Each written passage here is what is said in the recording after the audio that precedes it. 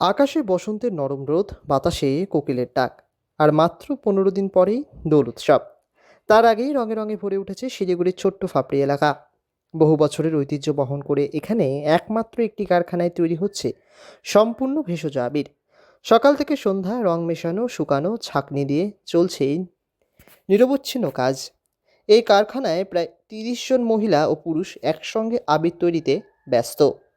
তার মধ্যে প্রায় 25 জন মহিলা এই কাজের মাধ্যমে স্বনির্ভর হয়ে উঠেছেন।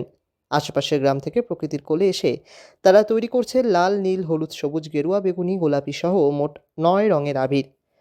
রং, জল, কর্নফ্লাওয়ার ও বিভিন্ন ভেষজ উপাদান মিলিয়ে তৈরি হচ্ছে এই পরিবেশ বান্ধব রং। কারিগর অলকা বর্মন বললেন, আমরা প্রায় 3 মাস ধরে দিনরাত পরিশ্রম করছি। ভেষজ উপাদান ব্যবহার করি বলে অনেক যত্ন নিয়ে রং তৈরি করতে হয়। দোলের সময় আমাদের তৈরি আবির মানুষ হাসি মুখে ব্যবহার করেন।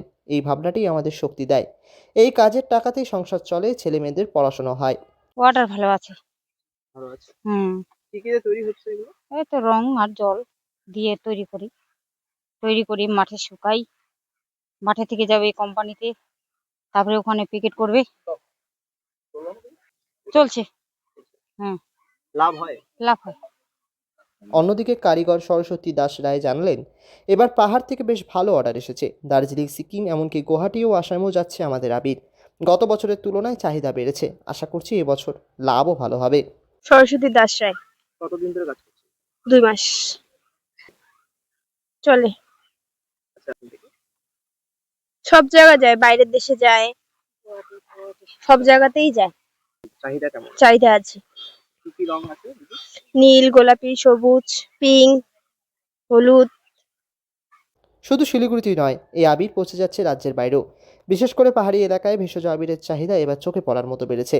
পরিবেশ বান্ধব ও ত্বক নিরাপদ হওয়ায় ক্রেতাদের আস্থা বাড়ছে দিন দিন। রঙের এই উৎসবের আগে ছোট ফাপড়ির কারখানায় তাই এখন ব্যস্ততার চূড়ান্ত ছবি। বসন্তের রং শুধু মুখে নয়, রং ছড়াচ্ছে বহু পরিবারের জীবিকাতেও। দোলের আবির যেন তাদেরও স্বপ্নকে রাঙিয়ে তুলছে। শিলিগুড়ি থেকে ঋত্বিক ভট্টাচার্যের রিপোর্ট, লোকাল 18 বাংলা।